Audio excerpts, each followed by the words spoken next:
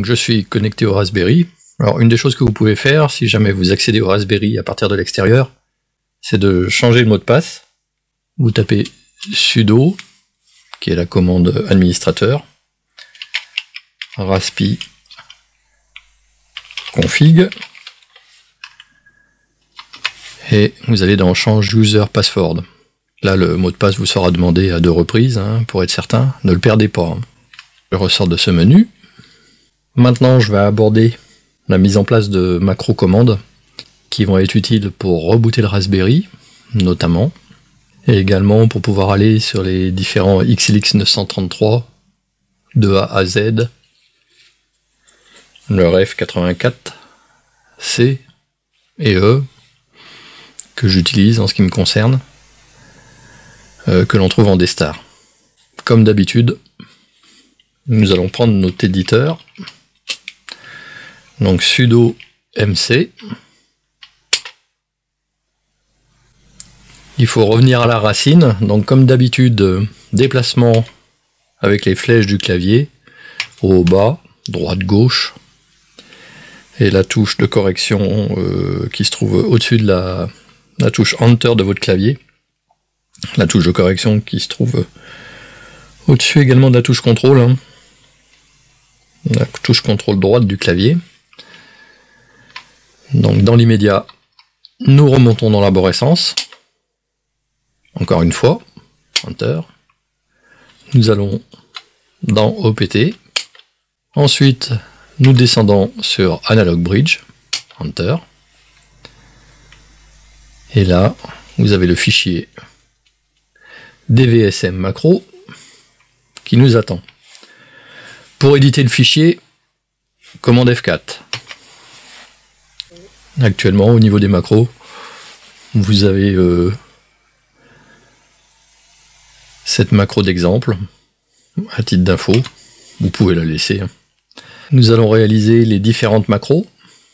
Alors, je vous conseille clairement d'aller copier les macros que j'ai placés sur le tutoriel. Personnellement, je les ai copiés, j'ai fait un CTRL-C. Et maintenant, je vais faire un clic droit. Et je vais faire paste. Voilà, ça va beaucoup plus vite. Je vais quand même vous les expliquer. La macro 6666 vous permettra de rebooter le Raspberry en cas de plantage du logiciel, ce qui arrive quand même assez souvent pour le moment. La macro AB10 vous permettra de passer en C4FM large, AB20 en C4FM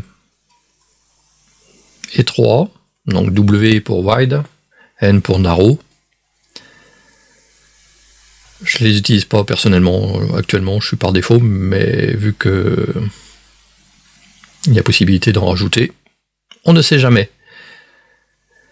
Et ensuite, comme vous pouvez le voir, de 933.1 à 933.26, j'ai réalisé des macros pour pouvoir aller sur les DCS 933 de A à Z. Voilà, comme vous pouvez le voir, la syntaxe est assez simple. Si vous voulez en rajouter d'autres, autres que les DCS 933, derrière Tune, vous mettez l'endroit où vous voulez aller, sans oublier de rajouter un L. Ensuite, pour le 84C, dans mon cas, j'ai mis ref 84C, suivi de L. Et également le 84E, qui est en fait le perroquet qui vous permettra de vérifier votre BF. Donc il est assez pratique. Je n'ai pas rajouté d'autres macros dans la mesure où celles-ci me suffisent. Mais la liste n'est pas exhaustive. Pour enregistrer ces modifications, comme d'habitude, F10. Je vous rappelle, oubliez la souris, ne marchez qu'aux flèches de déplacement.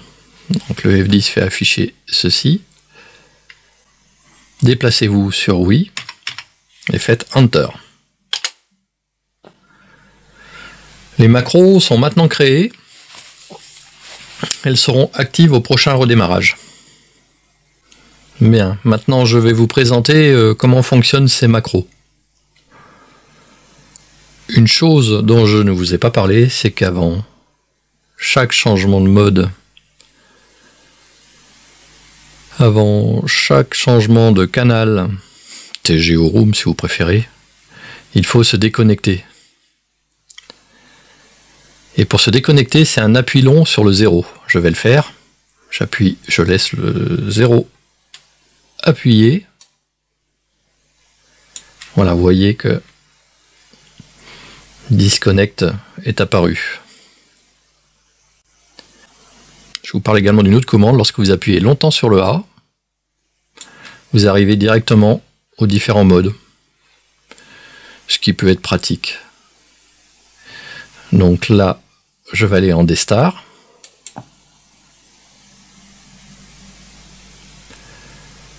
Voilà qui est fait.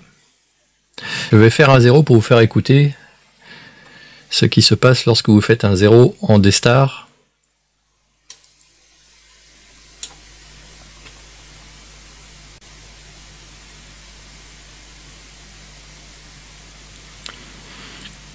Donc vous constatez qu'il ne se passe rien. Cela veut dire que le Raspberry manifestement est planté. Alors ça tombe bien. Je vais faire la commande de reboot du Raspberry.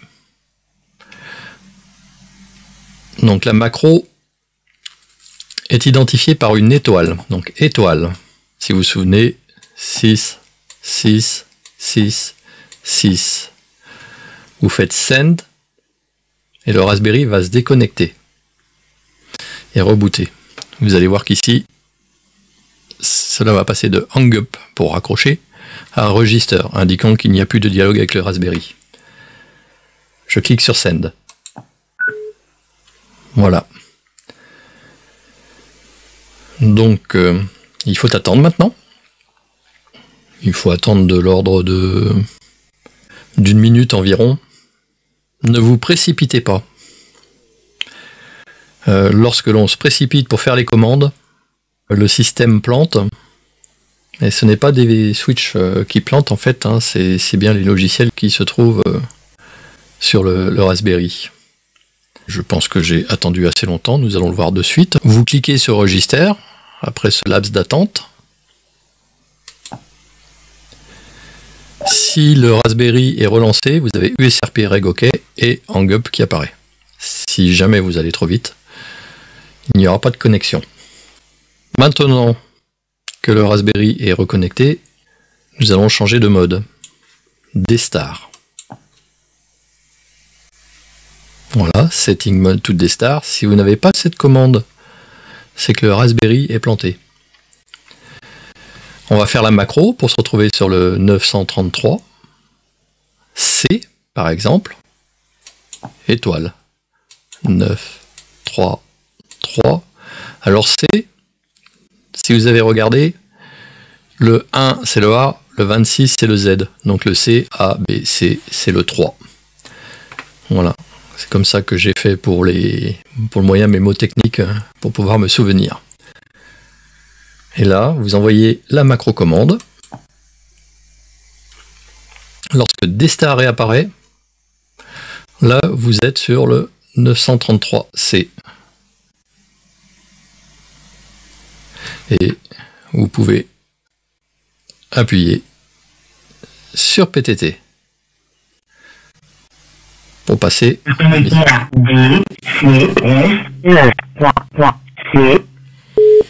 J'ai oublié de vous dire, si vous n'entendez pas connecté à DCS 933C, c'est que vous n'êtes pas connecté et que le Raspberry a malheureusement encore planté.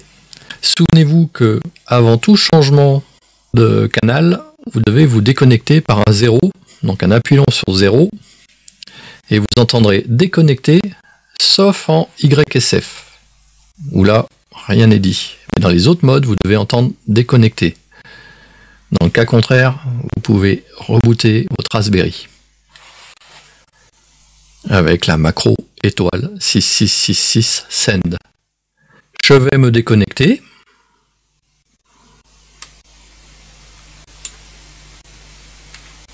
Déconnecté.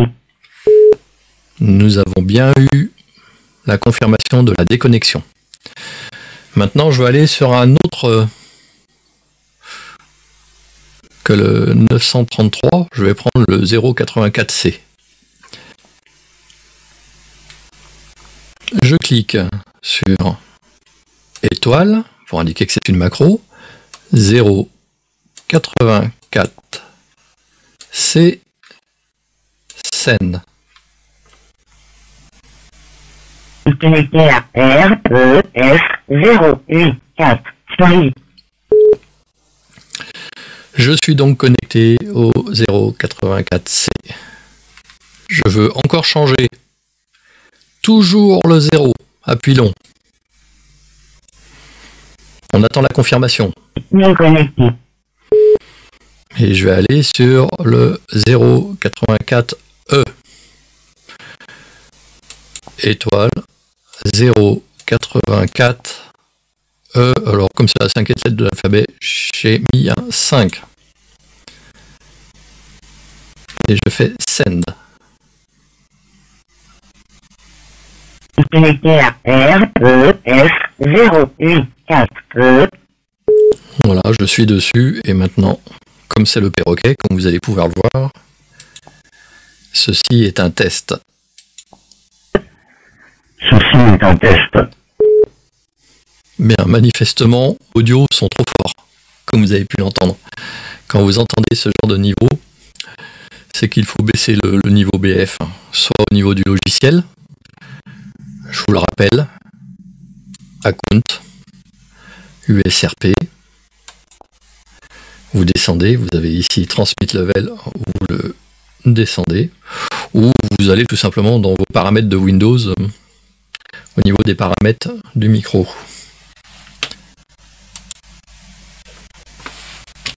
Bien.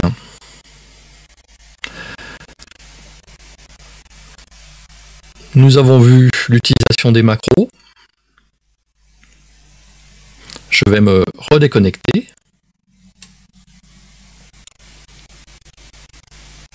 Déconnecté. Voilà. Je suis de retour sur l'éditeur MC. Donc j'étais ici pour sortir, comme d'habitude, c'est F10. Et si vous voulez rebooter le Raspberry, avant la prise en compte des macros, sudo reboot. Je vais d'ailleurs le faire. Voilà. Donc le Raspberry est en train de se relancer. Bien, en fait, j'avais besoin de rester connecté, donc je me reconnecte. Là, vous pouvez faire R. Bien, je me suis reconnecté parce que nous n'avons pas fini, bien évidemment. Il y a d'autres modifications à apporter qui pourront être utiles. Là, je vais aborder le cas d'une utilisation d'une clé DV-Stick 30, donc une clé en B3000. Pour ceux qui ne disposent pas de cette clé, vous pouvez passer cette partie-là, mais vous pouvez le faire également le jour où ça sera déjà fait et vous n'aurez plus qu'à la plugger. Ça ne change strictement pas le fonctionnement du système, ça marchera avec les deux systèmes. Personnellement, ce qui m'intéressait, c'est de pouvoir utiliser BlueDV avec la clé DV-Stick 30 en simultané avec DV-Switch mobile. Mais par contre, en ce qui me concerne, je préfère que la clé DV-Stick 30 soit indépendante de DV-Switch mobile, car vous verrez pourquoi par la suite de ce tutoriel. C'est assez pratique. Nous retrouvons maintenant dans l'éditeur Master Commander.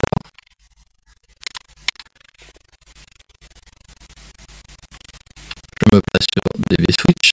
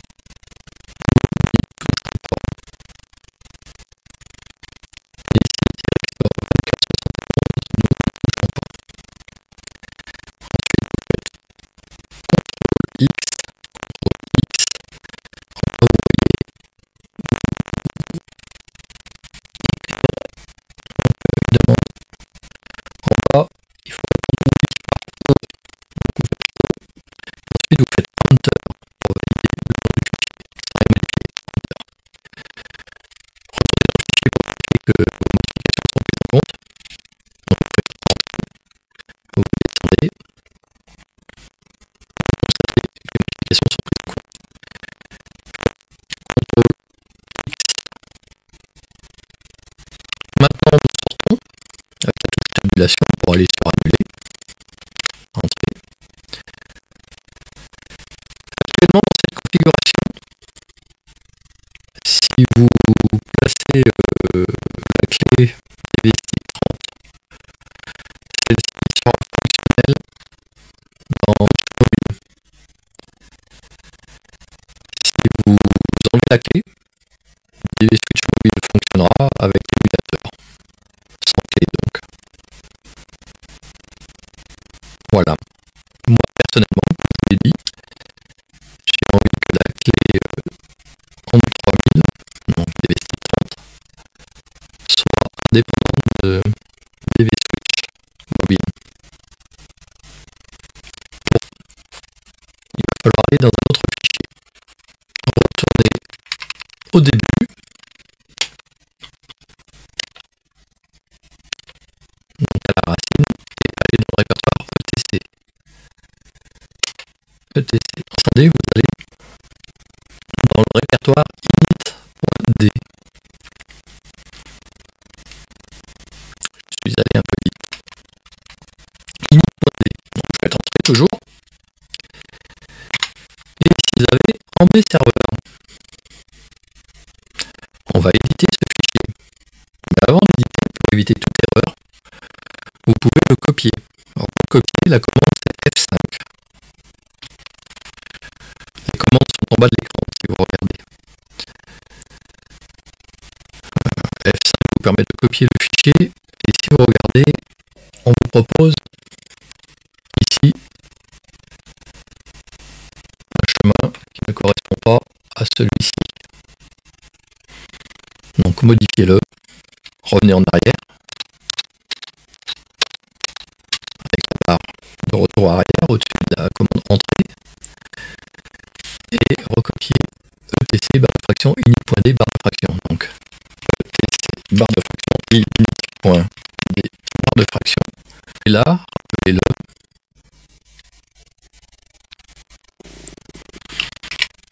Serveur. Origine, par exemple, pour SOS, si vous avez envie. Moi, je l'appelle mbserver.origine et vous faites Enter. Voilà, vous voyez, il a été créé. Comme ça, s'il y a un problème, vous pourrez revenir en arrière. Je vous conseille d'écrire mbserver de la même façon, c'est-à-dire mb en minuscule, serveur en minuscule. Les majuscules et les minuscules ont leur importance.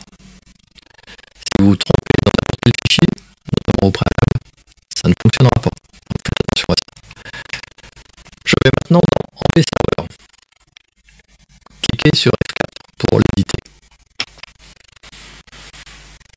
Ici, la ligne qui nous intéresse, la seule à modifier, c'est celle-ci. USR bin MB serveur S, le débit et le port. Et bien c'est très simple comme modification.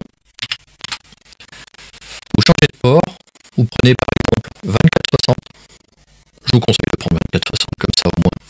Celui-là, vous êtes certain qu'il est disponible. Parce que j'ai un collègue qui s'est amusé à prendre un port et pas de chance, il n'était pas disponible. Donc celui-là, au moins, suivez le tutoriel, ne prenez pas trop d'initiative, ça se passera beaucoup mieux. Après, vous pourrez toujours explorer plus tard. Donc, je modifie uniquement le port 2460. Que va-t-il se passer? Lorsque la clé va être insérée, elle va être accessible à partir du port 2460. Or, si vous vous souvenez, dans l'autre fichier, le port attendu par DVSwitch Mobile, c'est le 2471. Dans la mesure où il ne trouve pas la clé, il va rester en mode autonome, en émulateur. Ainsi, si à un moment ou à un autre, vous voulez éventuellement réutiliser la clé avec DVSwitch Mobile, vous n'aurez qu'un endroit où c'est ce fichier-là. Et je compte plus tard éventuellement réaliser une macro pour qu'il y ait une copie de fichier qui permette de passer d'une utilisation à une autre. Bien, sur ce, F10 pour enregistrer. Voulez-vous enregistrer? Oui, avec les flèches de déplacement. C'est fait. Je suis revenu à la racine pour vous montrer où on modifie également l'identifiant. Actuellement, vous avez mis comme identifiant NXDN 9999. Et lorsque vous l'aurez demandé, vous aurez un identifiant à 4 chiffres sans doute que vous pourrez rajouter. Pour cela, il faut aller dans Home, Pi, DV Switch, vous connaissez déjà le chemin. On retourne dans Modification DV Switch, comme la dernière fois d'ailleurs. Et ici, le fichier en question, c'est le tout dernier, c'est dvswitch.ini. Donc entrée. Vous ne touchez à rien d'autre. Vous pouvez regarder ce qu'il y a dedans d'ailleurs, éventuellement. Et ici vous avez dans la NXDN Fallback ID 9999. C'est ici qu'il faut changer 9999 par votre numéro. Voilà. Une fois que vous l'avez fait, comme d'habitude, CTRL X, voulez-vous modifier le fichier, vous cliquez sur oui et Enter. Moi je ne fais pas de modification, donc je clique sur non. Donc je ressors instantanément. Là je fais annuler pour revenir à l'éditeur. Et je fais F10 si je veux ressortir. Je reviens sur la configuration du clavier où j'avais oublié de parler d'une commande que j'avais réalisée de façon instinctive. Pour configurer le clavier, vous tapez sudo espace raspi-config. Le numéro 4, localisation d'options, etc. Et c'est le 3, le clavier keyboard layout. Donc vous cliquez et là apparaît la liste.